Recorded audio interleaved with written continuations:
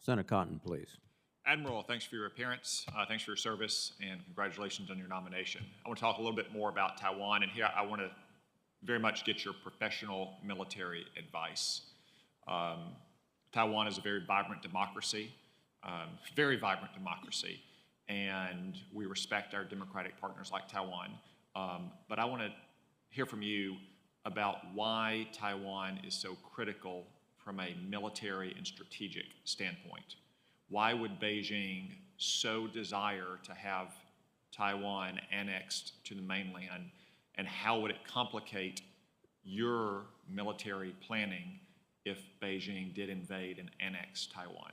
Strictly from a military and strategic standpoint, I don't want to talk about protecting Taiwanese democracy. I'm committed to that. I know you are as well. From a military strategic standpoint, why is it so important to Beijing that they annex Taiwan? Thanks, Senator. As you know, they view it as their #1 priority. The rejuvenation of the Chinese Communist Party is at stake, very critical as they look at the problem.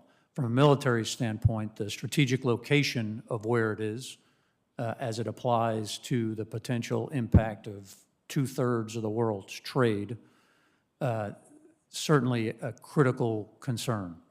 Additionally, the status of the United States as a partner with our allies and partners also is at stake should we have a conflict in Taiwan. So those two reasons are really the strategic main concerns that I would see.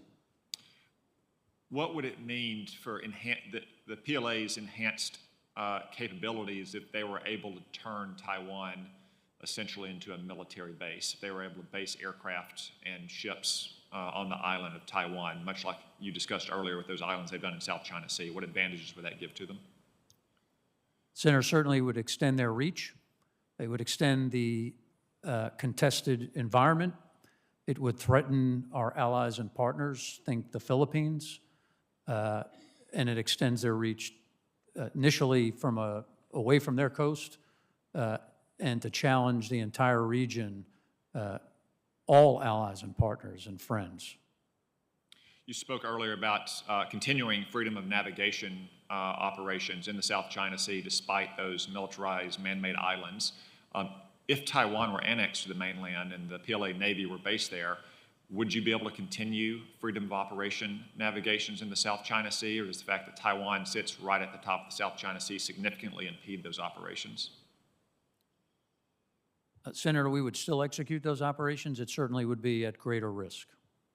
And then speaking about the points you made about our allies, if you're sitting in a treaty partner's capital conducting military planning, say Tokyo or Seoul, or for that matter, sitting in any Southeast or Southern Asian capital and thinking the United States might support you in the face of Chinese aggression, if we stood idly by while China invaded Taiwan and annexed it to the mainland, how would you feel?